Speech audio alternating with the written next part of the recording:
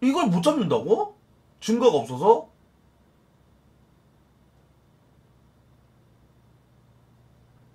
와, 이거 빼박 아니냐? 왜냐면 난 여기서 빼박이라고 생각했는데. 부인이 죽은 날 보험회사에 전화를 걸었던 사실이 드러났다. 와.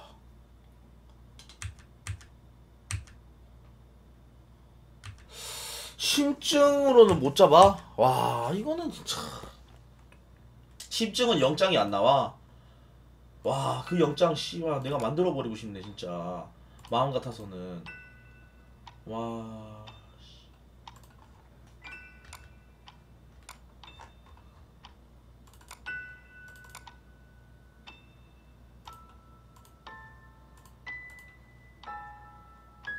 (5위입니다)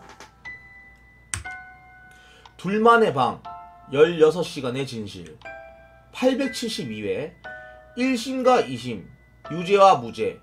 왜 이 사건은 서로 다른 판결의 극단성을 나타낸 것일까? 1심에서는 유죄, 2심에서는 무죄? 사건 개요입니다. 뭐야. 헐. 서울 강남 일대 유흥업소에서 일하는 두 여성이 함께 살고 있는 반지하 주택에 화재가 발생되는데 소방관들은 목에 두 군데 칼에 찔린 상처 자국을 가진 여성 한 명을 발견. 급히 병원에 옮기지만 결국 사망하고 만다. 또 목에 찔렸네요. 경찰은 같이 있던 룸메이트를 범인으로 지목하여 살인 미수 및 강화 혐의로 재판에 넘긴다. 1심 징역 18년. 아니 넘겨서 살인 미수랑 그 다음에 방화까지 했는데 이게 왜 징역 18년밖에 안 되냐고 이게. 아니 이게 왜 징역 18년이냐고 이게.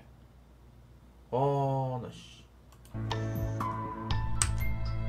2심은 무죄가 나왔네요.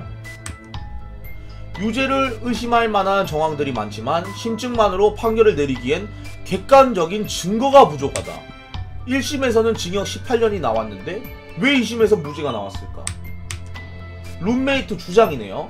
룸메이트의 주장은 다음과 같다. 길지만 한번 읽어보자. 피해자는 룸메이트로부터 빌린 돈이 있는데 룸메이트가 돈을 갚으라고 하자 피해자는 돈이 없다며 자해 시도를 했다.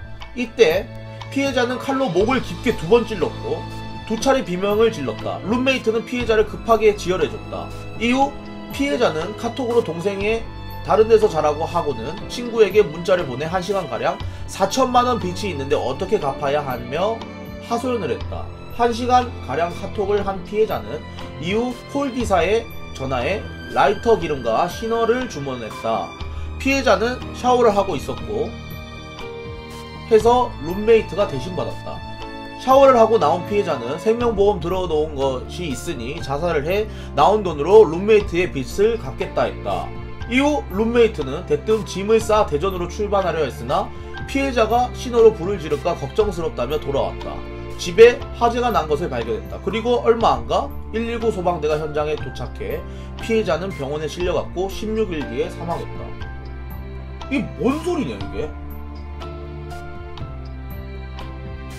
아니 이게 뭔 소리야 이게? 그냥 개소리 짓거린 거야?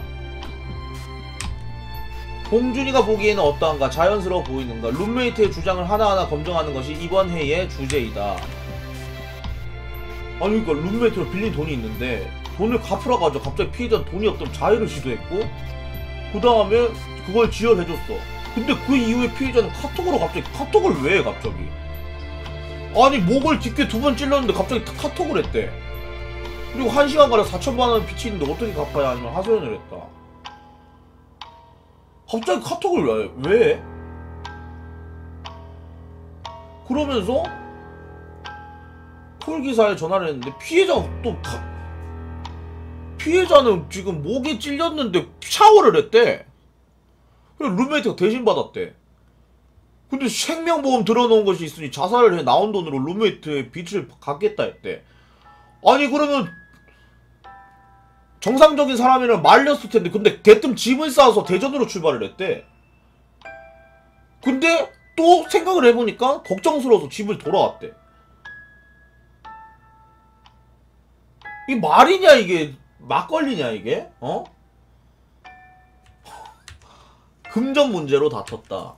거에게 돈을 빌리고 주는 것으로 말이 나왔으면 다투는 소리가 분명 들렸어야 했다. 하지만 비명이 딱 기억나는 거는 싸우고 이 정도의 비명은 아니고 되게 심한 악! 이런 소리였어요.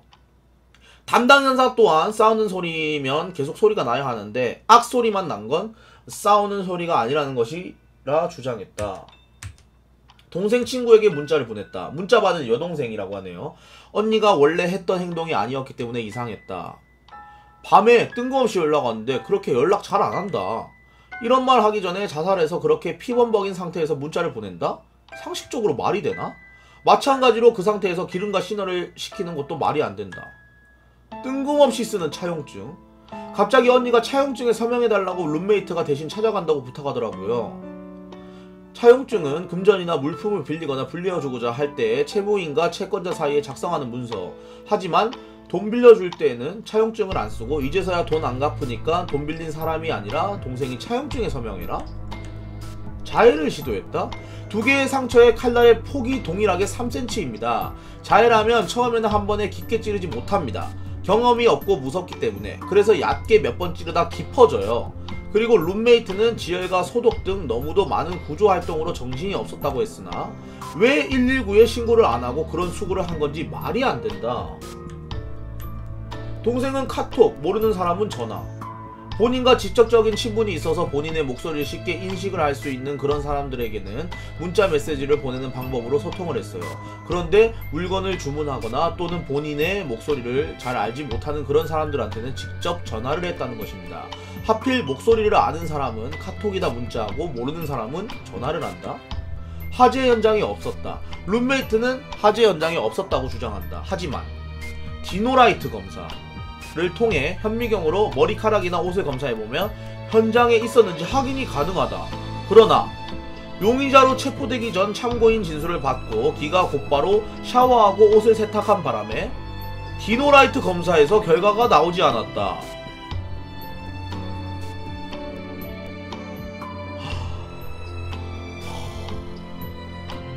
아니 왜 기가를 시키는 거야? 용의자로 체포되기 전에 이 기가를 왜 시켜? 그러면 기가를 왜 시켜? 이건 치밀한 게 아니라 기가를 왜 시켜?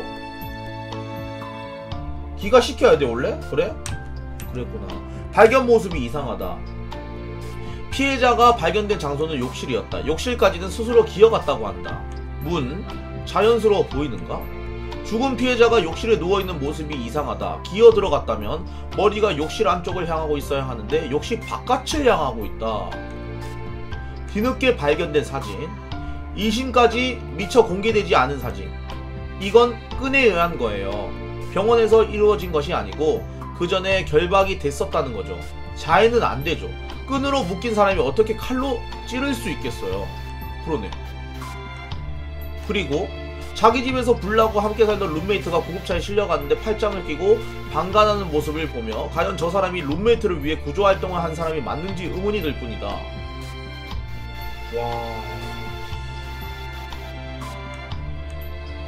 3심의 결과.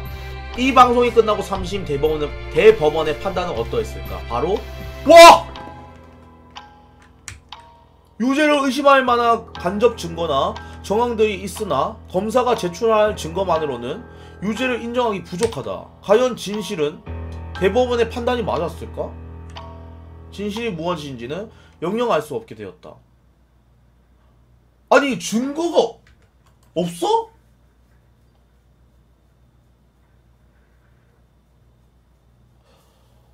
와 증거가 없어? 지문이 하나도 안 나와서. 와...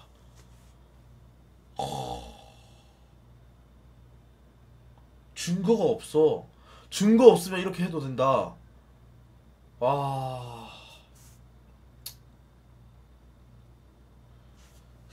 증거... 참... 와...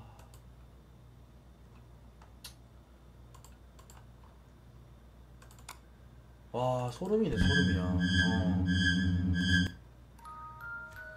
와 4위입니다. 아니 근데 지금 다 돈 때문이다. 문경 십자가 죽음의 비밀 804회 때 반영됐네요. 대한민국뿐만 아니라 세계에서도 그 유래를 찾기 힘들 정도로 엽기적인 사건. 전 세계를 돌아도 찾기적인 엽기적인 사건? 의식의 준비. 차량 한 대가 산을 찾아든다. 차가 멈춘 곳은 인적 하나 없는 채석장. 그런데 짐을 잔뜩 실은 차량 뒷좌석에서는 위험한 물건들이 있었다. 망치, 칼, 십자가가 있네요. 버려진 산에서 망칠 소리가 끊이지 않나 싶더니 며칠 사이 십자가들이 들어선다. 그리고 며칠이 지났을까? 마침내 때가 왔다. 의식의 시작. 그리고 며칠이 지났을까? 마침내 때가 왔다. 날카로운 가시관을 머리에 쓰는 것을 신호로 의식은 시작됐다. 남자는 그렇게 십자가에 올랐다. 며칠 뒤 남자의 변사체가 발견됐다. 우연히 채석장을 찾은 양봉업자들의 최초 발견자였다. 그의 정체는 당시 58세의 택시기사였다.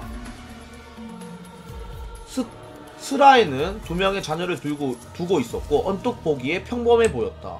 이게 바로 전국을 경악해 만든 문경 십자가 사건이다. 뭐야 이게? 갑자기 평범한 택시기사가 저기 십자가에 그냥 죽었다고? 사건의 진상입니다.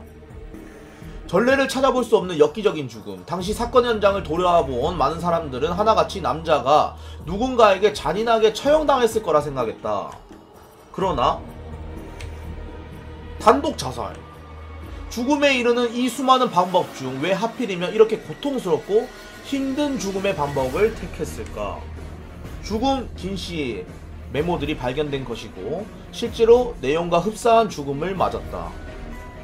실행 계획서를 썼네요. 와. 의식의 준비. 하지만 전문가들의 견해는 달랐다. 드릴로 구멍을 뚫고 나면 힘줄에 손상돼 손가락 자체를 쓸 수 없는 경우가 많다. 구멍 뚫린 손으로 다른 손을 박지 못한다. 그리고 아무리 자살을 계획했다고 해도 창원에서 살았던 김씨가 아무런 연고도 없고 거리도 먼 문경까지 가서 자살한다는 건 논리적으로 이해가 되지 않는 부분이고, 특히 채석장의 위치를 외지인들이 알기 어렵다는 점을 감안하면 김씨가 자살하는데 조력한 자가 있다고 보는 게 합리적일 것이다. 예수가 된 남자. 새 차를 산 후 남동생에게 묘한 행동도 했다. 아무도 탄 적이 없던 새 차의 운전석에 술건을 깔고 앉은 뒤 그 차에서 기도를 했다는 증언이 있는데, 이거 어디서 들으신 거 아니죠? 너무 독특한데. 예수님이 예루살렘에서 십자가에 못 박혀 죽기 전 이런 행동을 해요. 본인은 죽이고자 하는 사람들에게 가면서 길가에 매있는 나귀를 탑니다. 아무도 탄 적이 없었던 나귀예요. 예수가 마지막으로 걸쳤다는 붉은 가운도 근처에서 발견되었다. 채찍으로 39번이라는 메모도 있었다. 성경에는 바울이 40에 하나 감한 매를 맞는다는 구절이 있다. 그래서 예수님이 39대를 맞았을 거라는 오랜 믿음이 있었다. 예수가 된 남자. 예루살렘 입성, 십자가에서 죽으심, 부활하심, 사망 추정 날짜, 발견 날짜. 실제 예수의 스케줄과 비슷함을 확인할 수 있다. 그런데 이 근처에서 산다는 양복업자 주씨를 소개받았다. 그런데 올라가는 길에 이미 장소를 잡았고, 됐다, 벌자리는 됐으니 내려가자 이랬다.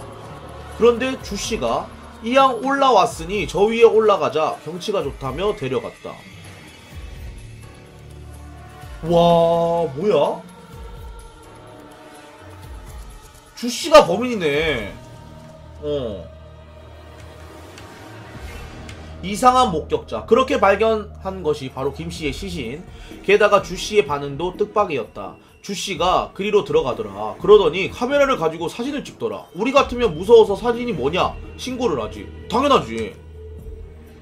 2-3m 거리에 다가가 보니 사람이 매달려 그러곤 자신의 홈페이지에 사체 사진을 올리며 종교적인 내용을 글을 올린다. 이상한 목격자. 또 다른 단서도 밝혀졌다. 2008년 가을 이번 사건의 사망자 김씨가 주씨를 찾아간 것. 김씨는 주씨 사이트의 회원으로 활동해온 것으로 드러났다. 그는 김씨의 자살과 연관이 없다고 주장했다. 하지만 그렇다고 보기에는 의문점이 많다. 실제 이 채석장은 외부인들이 알기 힘든 장소이기 때문이다. 성경에서는 십자가에 매달리고 그를 보는 수많은 군중이 있었다. 옆구리에 상처를 낸 것도 로마 병사였다. 만일 김씨가 진짜 예수가 되려고 마음먹었으면 성경처럼 군중이 있어야 한다. 평범한 두 아이의 아버지였던 성실한 가장. 하지만 신체상 문제가 있었고 아들에게 간이식을 받았었던 것. 게다가 설상가상으로 그 아들이 얼마 안 돼 죽음을 맞기까지 했다. 죽은 아들의 나이 불과 22살. 김씨는 아들의 죽음으로 큰 충격을 받았다. 그 죄책감에 아내와도 헤어졌고 사이비에 빠져들게 되었네. 이때 죽기 직전 그가 심취했던 건 기독교와 불교, 도교가 혼합된 사이비 종교였다. 정보를 주고받는 통로는 오직 인터넷이었다. 사망자의 사연. 큰 쇼크를 받으면 신을 부정하게 된다. 그리고 종교를 부정하다 보니 결국 대안이 없어진다. 그래서 종교로 다시 돌아가 기존의 종교는 다 엉터리라고 하는 거다. 그 다음 자기만의 종교를 만들게 된다. 나에게만 특별히 이런 아픈 고통을 주신 건 의미가 있는 거다. 그 의미를 찾다 보니 자기가 혹시 신의 아들이 아닐까 하게 된 것 같다. 문경 십자가 죽음의 비밀. 그 이면에는 사이비 종교가 있었다. 이거는 그냥 딱 봐도 저기 사이비 종교 그 주씨가 한 건데 이거 못 잡았어요 또? 그게 없어서? 증거가 없어서?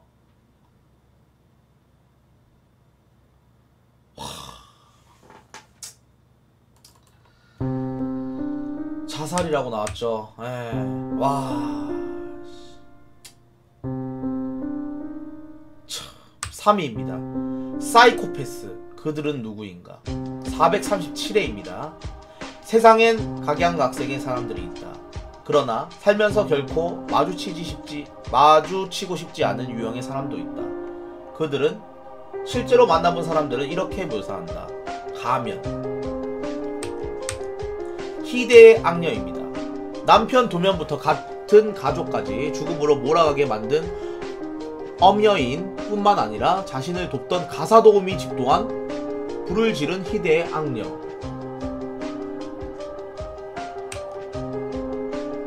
이런 범행이 들통나게 된 건 한 병원에서 방화를 시도한 혐의로 경찰 조사를 받는 과정에서였다. 여자 남동생이 자기 누나 주위에는 아주 안 좋은 일만 있다는 거예요. 남편 2명도 사망하고 자기 엄마 오빠도 친오빠도 실명했고 수사를 해보니까 거의 다 수령이니 그 여자인 거예요. 범죄의 이유는 보험금. 보험 설계사 경력이 있던 엄씨는 교묘한 방법으로 가족들의 눈을 실명시켰다. 가족들에게 잔인한 짓을 저지르면서까지도 거액의 보험금이 필요했던 이유는 무엇일까?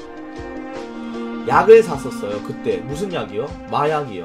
엄씨의 필름 범죄는 마약에 중독된 여자가 구입 자금을 마련하기 위해 저지르는 것으로 알려졌다. 아이고, 과연 마약 때문일까? 건강하던 두 번째 남편 홍씨가 갑자기 자주 병원에 입원했지만 그때마다 지극정성으로 간호하는 엄씨를 추후도 의심하지 못했다. 두 번째 남편 누나의 진술이네요. 저희한테 잘했어요. 친근감 있게 하고 성격이 되게 좋았어요. 남편 지인. 영원 결혼식까지 그렇게 올려주니까 저희는 어떻겠어요. 더없이 고맙잖아요. 남편이 죽을 때까지 모두를 감쪽같이 속인 엄씨. 모두들 마약 때문에 범죄를 저질렀다는 것에 대해 의문을 제기한다. 실제로 마약 반응 검사에서도 마약 성분이 검출되지 않았다. 뭐야? 경계선 인격. 오히려 깨병이나 경계선 인격 장애가 의심된다는 소견이 나왔다. 경계선 인격 장애들이 보통 보면 이 말했다 저 말했다 또 상당히 신경이 예민해지고 신경질적이다 이런 느낌도 들기도 하고, 그런데 사실은 그런 거는 형사 책임하고 아무 관계 없는 거예요. 이런 종류의 성격 장애가 있다 해도 형사 책임은 져야 하는 겁니다. 엄씨의 범행은 철저한 계획 아래 진행되었다. 여대 유아교육학과를 졸업했다고 소개했는데 실은 고졸입니다. 본인 말로 어머니 이 엄씨 앞으로 한 10억 정도의 재산을 따로 보관하고 있다고 했고, 3,200만원짜리 차량도 일시불로 사주었습니다. 남편을 실명시킨 엄씨. 그렇게까지 하면서 믿음을 준 엄씨는 홍씨에게 수면제가 든 음료를 건넸고 깊은 잠이 든 틈을 타 눈을 찌른 것이다. 제 동생 말로는 잠자고 있는데 눈에 뭐가 들어갔대요. 눈에 뭐가 들어가서 그걸 막 비볐대요.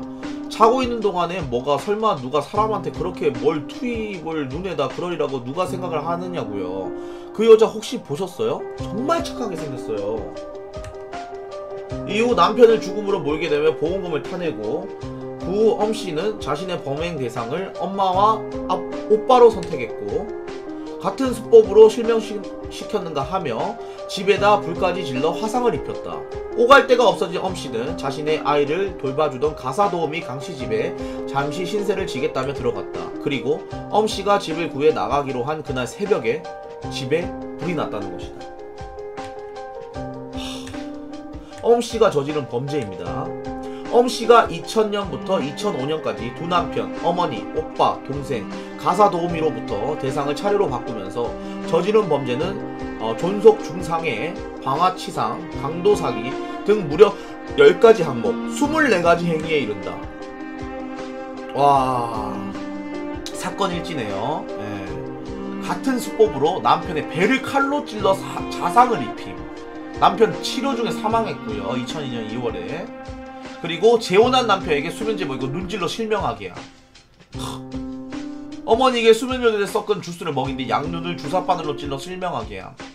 오빠에게 수면요제에 탄수를 먹이고서 양눈에 염산을 넣어 실명하게 함. 와, 이거 뭐냐 이거? 이번 중에 오빠의 링거호스에 이불질을 넣어 죽이려다가 미수에 그침. 실명한 오빠에게 수면요제에 탄 주스를 먹이고서 불을 질러 오빠와 남동생에게 화상을 입힘. 새들어 살던 아파트에 불을 질러 집주인을 죽임. 와...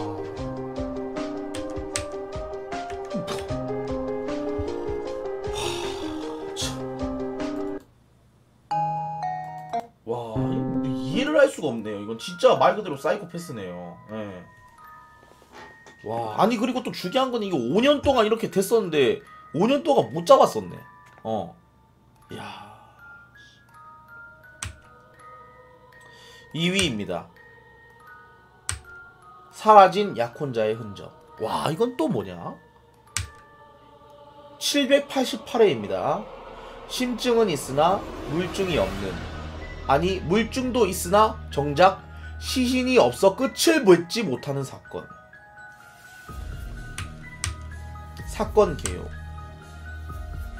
체대를 나오기도 했고 아마추어 농구 선수의 기업 레크레이션 강사로 활동하던 32살의 김명철씨. 예비 신랑으로서 행복한 나날을 보내고 있었다. 약혼녀와 같이 월드컵 응원을 하자고 한 날 몇 시간 동안 연락이 없던 명철씨의 전화로 이상한 여자가 명철씨랑 잠수 탈 때니 연락하지 마세요 라는 이상한 말을 하고 전화를 끊는다. 약혼녀는 혹시나 해서 그 전날 명철씨에게 1,500만원짜리 연수계약이 있다며 소개시켜주고 만나서 술을 마셨던 조상필과 최 실장이라는 사람에게 명철씨에 대해 물어본다. 그런데 조상필은 명철씨가 자기한테 돈이 필요해서 차를 담보로 빌려갔다는 이상한 말을 한다. 어머니에게 온 명철씨의 문자입니다. 평소에 띄어쓰기를 잘하던 명철씨이기에 당연히 다른 사람이 보낸 게 아닌가 의심하게 된다. 조상필도 돈 갚을 때니까 고소만은 하지 말아주세요 라는 문자를 받았다고 제보를 하고 실종 5일째 명철씨를 봤다는 목격자 최 실장도 나타난다. 과연 진실은 무엇일까? 문자 이거 실화냐 이거 띄어쓰기 하나도 안 한 거? 와... 김명철이 돈을 빌리고 도망간 끝에 잠적했다라는 스토리가 만들어질 찰나 경찰은 지푸라기라도 잡는 심정으로 김명철의 휴대폰으로 걸려온 전화의 최종 발신 위치를 추적했는데 김명철이 실종된 당일 조상필 최 실장과 접선해 만나기로 한 장소에서 얼마 멀지 않은 지역에서 최종 발신 신호가 잡힌 것이다.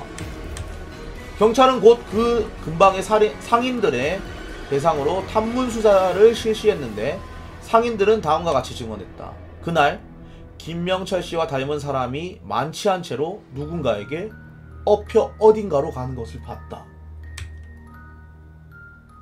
그를 업고 가던 사람은 그날 접선했던 조상필이 거의 확실했다. 김명철이 마지막으로 목격된 건물은 조상필이 미리 임대해놓은 건물이었고 조상필의 요구는 물이 반드시 나와야 하고 시끄러워도 잘 들리지 않을 정도로 주위가 떠들썩한 곳. 건물에 대한 의문. 조상필의 임대한 건물의 월별 물 사용량은 40에서 50톤에 그쳤는데 사건이 발생한 6월에만 89톤에 달하는 물을 사용한 것으로 나타났다. 평균 사용량과의 차이인 약 40톤의 물은 임대된 건물에 가득 채울 정도로 많은 양이었다. 또한 건물에서는 김명철 씨의 혈흔과 머리카락을 발견해낸다. 뼈박 아니야? 가벼운 몸싸움이 일어난 것이라며 말을 또 바꾼다. 조상필의 말 바꾸기. 미팅이 끝나고 김명철은 돈을 받은 뒤 사라졌다. 증인들은 통해 함께 인테리어 건물로 진입한 것이 확인되었다. 김명철이 스스로 사무실에 왔으나 일이 있어 1시간 만에 나갔다. 술로 정신을 잃은 상태로 사무실에 왔고 내가 떠난 7시 30분까지 사무실에 있었다고 한 최 실장의 증언과 모순이 되네요. 7시 30분 직후에 김명철이 떠났다. 가게 안에서 김명철의 혈흔과 머리카락이 발견됩니다. 가벼운 몸싸움이 있었던 건 사실이다. 그러나 새벽 1시에는 떠났다. 사건 현장에서 김명철의 전화로 약혼자와 가족들에게 거짓 문자를 보낸 것이 밝혀졌네요. 끝난 거 아니야? 결정적으로 비슷한 시기에 쓰레기 매립장에 들렸던 것이 CCTV로 확인이 되었다. 궁지에 몰린 조상필은 다음과 같이 말한다. 죽이지는 않았습니다. 뭐야?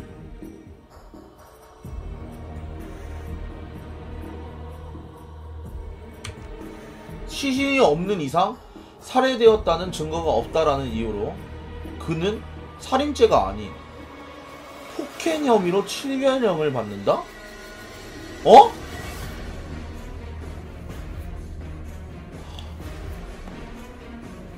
와, 시신을 못 찾으니까 조상필의 쌍둥이 형, 그가 일으킨 사건은 이뿐만이 아니었다. 게다가 그에게는 쌍둥이 형이 있었다. 중학생이었던 1993년부터 쌍둥이 형제는 살인을 저질렀고 동네 노인들을 상대로 보험 사기를 일으켜왔다. 그리고 김명철 씨 사건과 비슷한 17억 보험 친구 집단 살인 사건을 일으켜 조상필은 징역 20년, 조상필의 형은 무기징역을 선고받게 된다.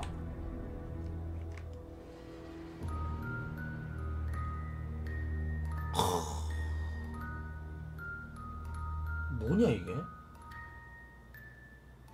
와, 아니 이거 어디다가 시체를 놔둔 거야?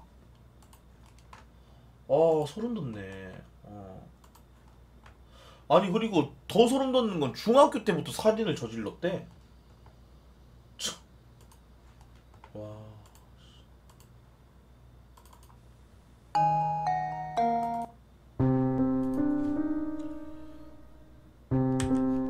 (1위입니다) 대망의 1위.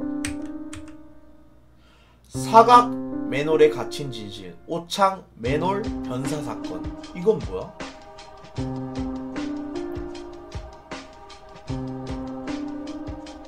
이게 뭐지? 788회입니다. 심증은 있으나 물증이 없는, 아니 똑같은 사건이네요. 충북 오창의 한 야산, 날아갈 새라 돌로 눌러놓은 듯한 돗자리, 맨홀 덮개엔 밧줄이 묶여 늘어져 있었고 교수형을 연상시키는 자세, 양손은 등 뒤로 결박되어 있는 사체가 있었다. 피해자의 신원은 청주에 사는 41세의 건설업자 최씨로 밝혀졌다. 과연 자살인가? 경찰은 최씨가 만약 누군가에게 납치되었거나 살해되었다면 누군가의 흔적이 나타나야 하는데 최씨가 마지막으로 잡힌 오창의 한 편의점 CCTV에서도 최씨만이 목격되었을 뿐 어떤 다른 사람의 흔적이 나타나지 않았다는 점. 또한 오창 읍내에서 발견된 최 씨의 차량에서도 최 씨의 지문이나 흔적만 나왔을 뿐 다른 사람의 흔적이 나타나지 않았다는 점을 통해 최 씨가 부채 등 경제적 문제에 짓눌리다가 타살을 위장한 자살을 결행한 것이라는 잠정적인 결론을 내렸다. 최 씨가 만약 자살한 것이라면 상당히 복잡한 공정을 거쳐서 자살이 경행된 셈이라고 볼 수 있는데, 이게 뭐야? 같은 신체 조건에서의 실험에서 혼자서 맨홀 뚜껑을 열고 그 위에 은박 돗자리와 돌을 얹은 다음에 맨홀 뚜껑에 줄을 묶고 두 손을 결박한 뒤에 자살하는 거의 불가능하다고 결론을 내린다. 아, 실험을 했나 보네.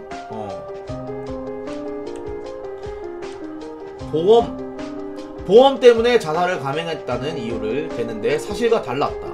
보험 구성을 살펴보면 자살과 타살 여부를 떠나 교통사고로 인한 사망 시 받을 수 있는 금액이 훨씬 컸다. 자살 위장을 했다고 하는데 차라리 그렇게 하려면 차 가진 사람이 차로 들이박아서 교통사고로 위장을 하지 왜 그런 식으로 어렵게 자살을 해? 자살이 아닌 이유, 부채. 경찰은 채무로 인해 자살했다고 하지만 최 씨의 채무는 건축업의 특성상 생기는 일시적인 부채일 뿐이라고 주장한다. 실제로 최 씨의 통장 내역을 보면 빈번하게 억대 규모의 돈이 입출금되고 있다. 작년에 입출금된 게 한 8, 9억 돼요. 돈이 들어갔다 나갔다 한 돈이 공사에서 들어온 돈, 솔직히 내가 죽으려고 마음 먹었으면 그거 갖고 튀죠. 안 그래요? 차라리 그냥 다 가족들 데리고 사서 다른데 가서 숨는 게 낫지. 오히려 최 씨의 죽음으로 받지 못한 대금은 파악할 길이 없고 채권자들만 나타나고 있는 것을 봐서는 채무 해결을 하기 위한 자살과도 맞지가 않다. CCTV. 경찰은 CCTV 분석을 통해 최 씨가 혼자였다고 잠정 결론을 내린다. 전체적인 코스에서 110km가 넘는 속도를 달렸는데 한 구석에서만큼은 갑자기 속도를 낮춰서 돌아다녔다.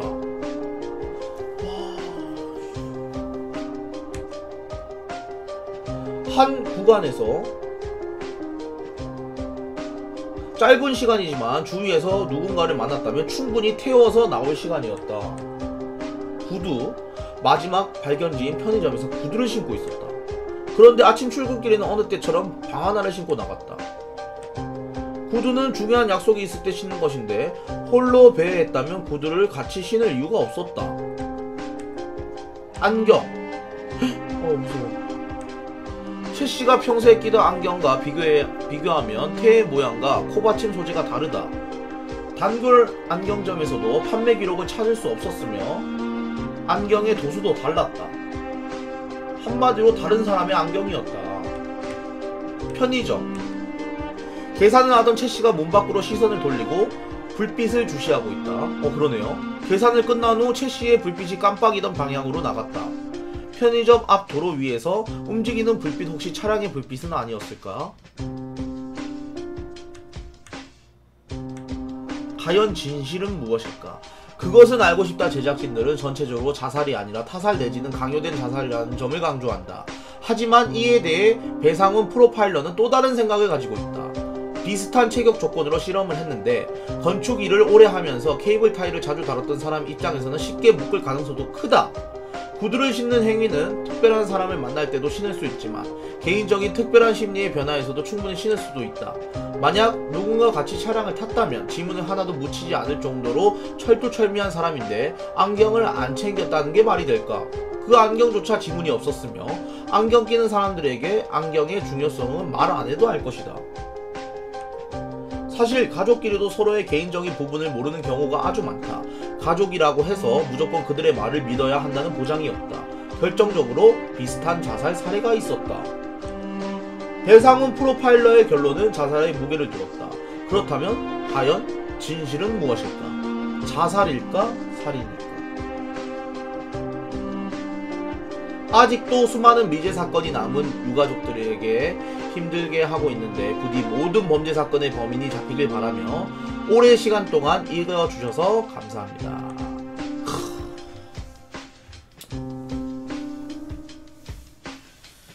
와.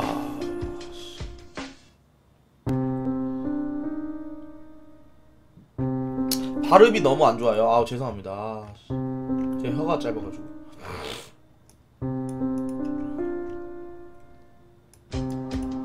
근데 나 제일 소름 돋는 거, 저 그 누구냐, 여자, 실명시키는 거. 너무 좀 약간 뭐라고 해야 되지? 아, 너무 사이콘데 진짜. 염려인, 염려인. 와. 근데 이런 거 보면 좀 약간 좀 찝찝해서 짜증나요, 맞죠, 형님들? 와, 씨.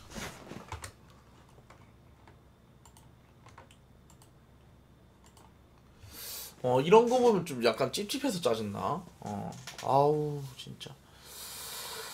형님들, 우리 또 꼼대님 100개 감사합니다. 예, 우리 또 꼼대님 또 100개 너무 감사드리고요. 예. 그리고 여러분들 오늘 컨텐츠 이렇게 만들어주신 우리 공무원 형님에게 박수 한번 줍시다. 야, 공무원 형님에게 예, 박수 한번 줍시다. 와, 대박이네요, 진짜로. 예, 엄청 잘 만들어주셨네.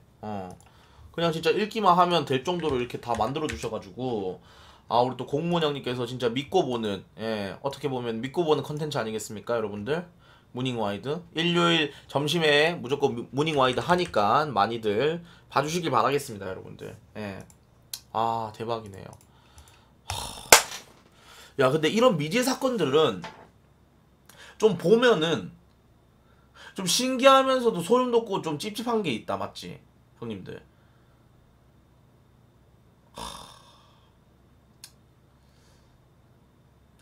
우리 하우하우님. 우리 하우하우님 500개 감사합니다. 우리 하우하우님 또 500개 너무 감사합니다. 예.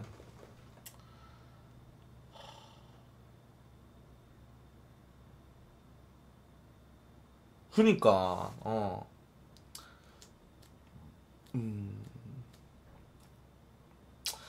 일단 여러분들, 고맙습니다. 예, 이렇게 많이 봐주셔가지고, 예, 감사드립니다. 이게 또 미제 사건을 또 보면은, 이게 또 뒤에 찝찝한 게 난 너무 싫거든. 자, 일단, 많이 봐주셨는데, 감사합니다. 예, 정말 많이 봐주셨는데, 여러분들 좀 추천이랑 즐겨찾기 한 번씩만 좀 눌러주세요, 여러분들. 예. 추천 즐겨찾기 한 번씩만 눌러줘. 형님들 추천 한 번씩만 눌러주세요, 제발. 추천 3,800개인데 200개만 눌러서 4,000개까지만 좀 부탁 좀 드리겠습니다, 여러분들.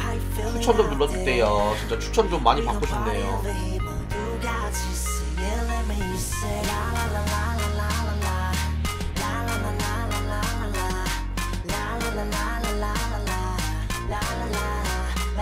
추천 좀 눌러주세요.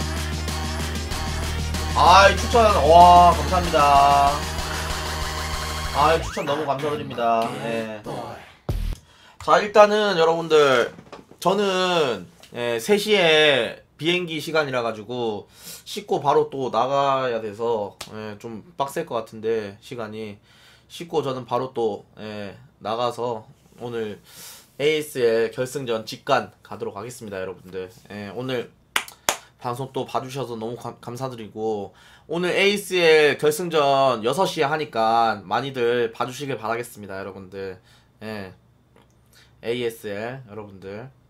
그리고 내일은 봉휴일인데 내일 무엔터끼리 이제 여행 가는데 제발 봉방개를 안 싸우고 가만히 계셨으면 좋겠습니다. 사진 진짜 많이 올릴 테니까, 봄이 통해서 다 사진 올릴 테니까 여러분들 안 싸워주셨으면 좋겠습니다, 여러분들. 저도 진짜 내일만큼은 휴대폰 봉방개를 안 보면서 푹 쉬고 싶으니까 좀 부탁 좀 드리겠습니다, 여러분들. 내일 2주 만에 쉬는 거야, 나. 감사합니다, 여러분들. 수고 많으셨고요. 내일 모레 뵙도록 하겠습니다. 수고하셨습니다.